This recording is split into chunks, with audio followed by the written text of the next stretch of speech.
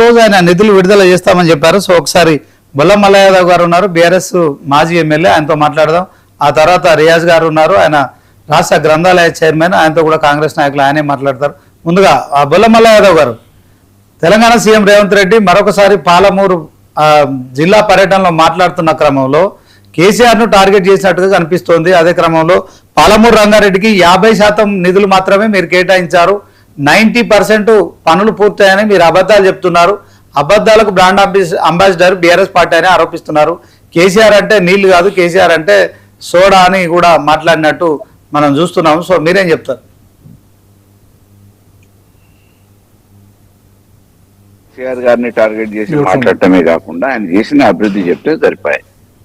2.5 సంవత్సరాలు అవుతుంది. సొంత జిల్లా ఇవ్వాల్సిన ప్రాజెక్టు పూర్తి చేయాల్సినవి అప్పుడు మేము మొదలుపెట్టినాయి కదా. అసంపూర్తిగా ఉన్న వాటిని మీరు ఎన్ని నిధులు కేటాయించారు ఇప్పటిదాకా? ఎన్ని గతం కంటే అదనంగా ఎన్ని ఎకరాలలో నీళ్లు ఇచ్చిరు? రేపు ఎప్పటి వరకు ఇవ్వగలుగుతారు, పూర్తి చేస్తారు అనేది స్పష్టంగా చెప్తే అయిపోయారు. ఇప్పటి వరకు ఆ ప్రాజెక్టుల గురించి మీరు ఇచ్చిన నిధులెంత, మా ప్రభుత్వంలో విడుదలైన నిధులెంత, మేము చేసిన పనులన్నీ, మీరు చేసిన పనులన్నీ స్పష్టంగా శ్వేతపత్రం విడుదల చేయండి, తెలిసిపోతుంది. కనీసం ఎస్ఎల్బిసి తవ్వటమేమో కానీ అందులో పడ్డ గల్లంతైన శవాల్ని కూడా తీయలేని నిస్సహాయ పరిస్థితులలో అసమర్థ ప్రభుత్వాన్ని నడుపుతున్న వీళ్ళు ఈరోజు ఏదో రకంగా డైవర్ట్ చేయాలని డైవర్షన్ పాలిటిక్స్లలో ఎదుటోళ్ళ మీద అబండాలేసో దుష్ప్రచారం చేసో అబద్ధాల ప్రచారంతో ఓడెత్తుతున్నామో ప్రజలు నమ్మరండి. ఇప్పటి వరకు మీరు చేసిరు, ఎంతవరకు ఏం వెలగబెట్టిరు ఏంటనేది ప్రజలు చూస్తూనే ఉన్నారు. కేసీఆర్ గారు అన్నంత మాత్రాన ఏంటిది అనేది ప్రజలకు తెలుసు, తెలంగాణ యావత్ ప్రజానికానికి తెలుసు. ఈ రైతాంగం ఎట్లా అభివృద్ధి చెందింది. ఒకప్పుడు గంజి కేంద్రాల్లో ఉన్న మహబూబ్నగర్ జిల్లాలలో ఈరోజు సస్యశ్యామలమై పుట్ల కొద్ది ధాన్యపు రాసులు ఎక్కడ చూసినా కానీ ఏ రకంగా నిల్వ చేసుకోగలుగుతున్నారు. వలసలు పోయిన తెలంగాణలో మహబూబ్నగర్ జిల్లాలో వలసలు ఆగిపోయి వేరే ప్రాంతం వాళ్ళని ఇక్కడికి కూలీలుగా తీసుకొచ్చుకొని బీహార్, ఛత్తీస్గఢ్ లాంటి ప్రాంతాల నుంచి వచ్చి వలస కూలీలు ఏ రకంగా పనిచేసిపోయారు, దానికి ఎవరు కారణం అనేది తెలంగాణ ప్రజలతో పాటు మీ పాలమూరు ప్రజలు కూడా చెప్తారు.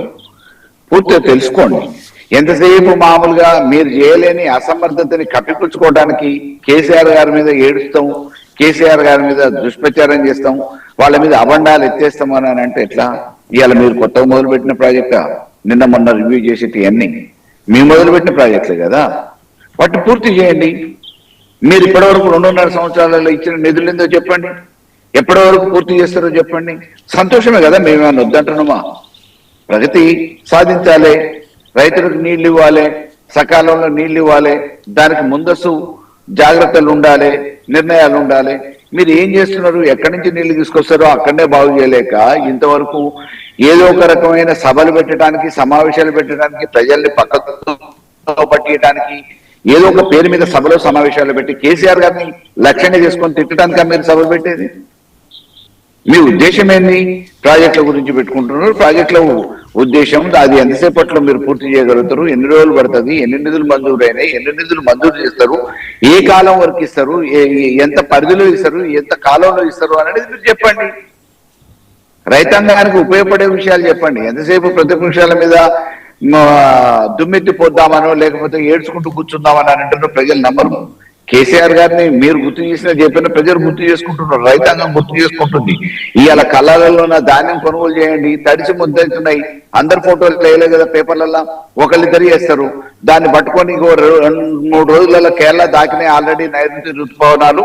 రేపో మాపో మన తెలంగాణకు వస్తాయి, మన ప్రాంతానికి వస్తాయని అంటున్నారు. ఈ 4-5 రోజులలో కళ్ళాలలో ఉన్న ధాన్యాన్ని ఖాళీ చేయించడానికి లారీలు పెట్టండి, కాంటాలు వేయండి, రైతులతోనే సమీక్ష చేయండి. మళ్ళీ రేపు ఎమ్మటే వర్షాకాలం మొదలు కాగానే వరి మొదలు పెడతారు, దుమ్మి చేయటం మొదలు పెడతారు. యూరియా ఇవ్వండి, డిఏపి ఇవ్వండి, వీటి గురించి మాట్లాడండి, నీళ్ళు ఇచ్చే దాని గురించి మాట్లాడండి. సకాలంలో వర్షాకాలం పంటలు ఇస్తారు, పంటలకి మీరు అనుకున్న ప్రాజెక్టుల నుంచి నీళ్ళు ఇస్తారా లేదో చెప్పండి. అంతేగాని ప్రతిదాన్ని రాజకీయం చేసి ప్రతిదాన్ని ప్రతిపక్షం వాళ్ళ మీద ఏడిస్తే ఎట్లా? కొనసాగింపు కూడా జరుగుతాయి.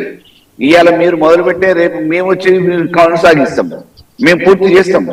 మేము మొదలుపెట్టే మీరు అవకాశం ఇచ్చారు, ప్రజలు పూర్తి చేయండి. ఎవరు వద్దంటున్నారు? ఎవరు అడ్డుపడుతున్నారు? మీరు నిధులు కేటాయించండి. మీ సొంత జిల్లా కదా, పూర్తి చేస్తుంటే మేమేమన్నా వద్దన్నమా? మీరు అది ఏమంటారు కదా, ఆడలేక మద్దలు ధర అన్నట్టు ప్రతిసారి మమ్మల్ని ఎందుకు విమర్శించడం? కేసీఆర్ గారు ఎందుకు, కేసీఆర్ గారు ఏం చేసిరు ఏం అనేది గంజి కేంద్రాలలో అప్పుడు అలవాటు పడ్డ ప్రజలు చెప్తారు, వలసలు ఆగిపోయిన ప్రజలు చెప్తారు, ఆ రైతాంగం చెప్తుంది. కాబట్టి మీరు విమర్శలు మానేసి ప్రాజెక్టుల మీద దృష్టి సారించండి. ఇప్పటికైనా మేము చేస్తాం అనేది కాకుండా ఎప్పటి వరకు చేస్తారో ఒక కట్ ఆఫ్ డేట్ పెట్టండి. ఎప్పటి వరకు నిధులు మంజూరు చేస్తారో చేయండి. ఎన్ని నిధులు మంజూరు చేస్తారో వెంటనే ప్రాజెక్టు ఆగిపోకుండా ఏదో మొక్కుబడికి ఇలా సభలు పెట్టి సమావేశాలు పెట్టి మీ ఇది చేస్తాం అనటం కాకుండా ఏం రిలీజ్ చేస్తారో చేయండి. రాత్రి వరకు పనులు త్వరితగతిన పూర్తి చెప్పేయండి.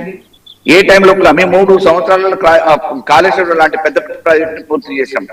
మీరు అనుకునే ఈ ప్రాజెక్టులు ఎంత కాల వ్యవధిలో మీరు పూర్తి చేస్తారో చెప్పండి, ప్రజలకు అందియండి. మేము కూడా సపోర్ట్ కొడతాం, మేము కూడా మీకు బ్రహ్మరథం పడతాం. అది చేతగాక ఎంతసేపు మామూలుగా దుమ్మెత్తి చూసే ప్రయత్నం చేయడం అనేది మంచిది కాదు. Okay, thank you sir.